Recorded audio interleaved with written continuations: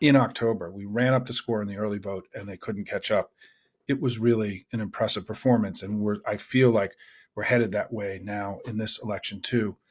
And so I think that when I assess things, right, about where we are, our team is stronger than their team. Our team is more popular than their team. Our candidate is performing at an unbelievable level. Trump, on the other hand, is campaigning at about one third the rate that he was doing in 2016. Last month, we outraised them by 4-1 at the presidential level. They're not raising the amount of money they need to be competitive. We learned today that their ad buys are declining rather than rising the ways ours are, and we're reaching more people. Theirs are actually declining. And Trump has spent an enormous amount of time in recent weeks hawking things to his supporters: sneakers, watches, coins, Bibles, um, picture books, cryptocurrency, his ridiculous fraudulent stock that he has. He's been selling this stuff to his supporters, which is money that's going into his pocket and not into the campaign, not into the Republican Party.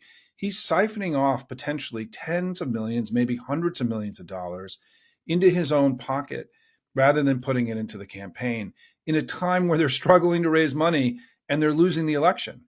And, I keep looking at this as somebody who's been doing this for a long time. And the most plausible explanation for what he's doing, particularly this new watch thing in the last couple of days, is that he thinks he's going to lose. And he knows this political grift that he's been undertaking for the last 9 years is about to go away.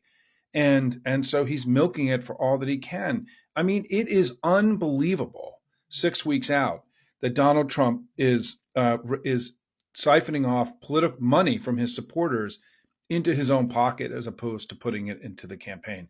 We've never seen anything like this before.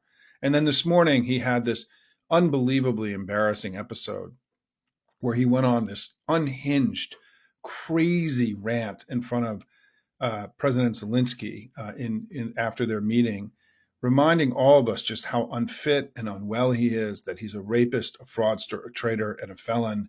He is an extremist. He is the ugliest political thing all of us have ever seen. And it's just eternal shame to Republicans who rally behind this terrible, awful man. And what he just did to President Zelensky this morning, and frankly to the image of the United States of America, something that he has inherited, and like all of his other inheritance, he's pissing it away. Is that it is unbelievable, his performance this morning. It's outrageous. And it's a reminder of how much I feel that Trump, there are times when I've always, you look at Trump's outrageous behavior, and I would say over all these years, what's the explanation for it? And if the answer in your head is, well, he actually works with or for Vladimir Putin and is trying to destroy the country, it actually provides a plausible explanation. I mean, think about when you really pull apart what he's proposing right now. What Donald Trump is proposing and wants to do if he becomes the leader of the country again, however he gets there, is that he wants to end the global economy that has made us prosperous. He wants to end the Western alliance that's kept us safe. And he wants to end American democracy, which has kept us free. What American patriot would be for these things? And the answer is that he's not a patriot, that he's a traitor, and that his loyalties lie elsewhere and not to us. And that this is an essential part of what we have to do to prosecute in the coming days. And so, friends, I just want to head into the weekend by saying, I feel really good. I'm incredibly optimistic about what I'm seeing.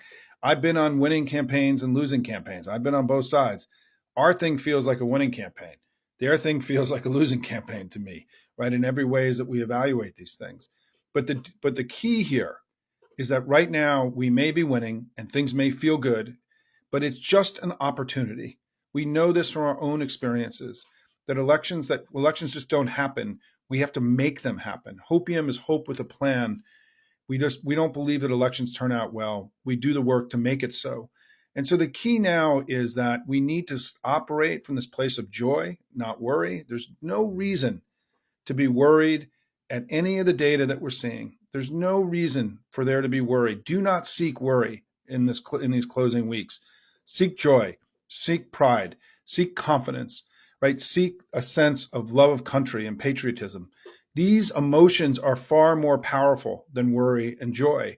And if you want to help close strong, one of the most important ways you can help close strong and win this election in October is spend your time choosing joy and pride and confidence and strength and not worry and fear. That's what they want. When you're worried and fearful, that's what MAGA wants you to feel. What I want you to feel, what Kamala Harris and Tim Walz wants you to feel, what Jamie Harrison wants you to feel is this joy and love of country that is these far more powerful emotions that we can draw from in order to close strong.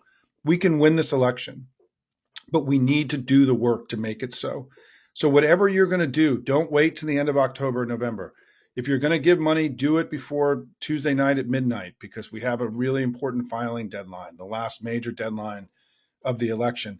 The money for candidates this week matters a lot more than a month from now. They can do much more with the money. Whatever you're going to do to volunteer, do more of it, right? If you're worried, do more. Like we talk at Opium all the time.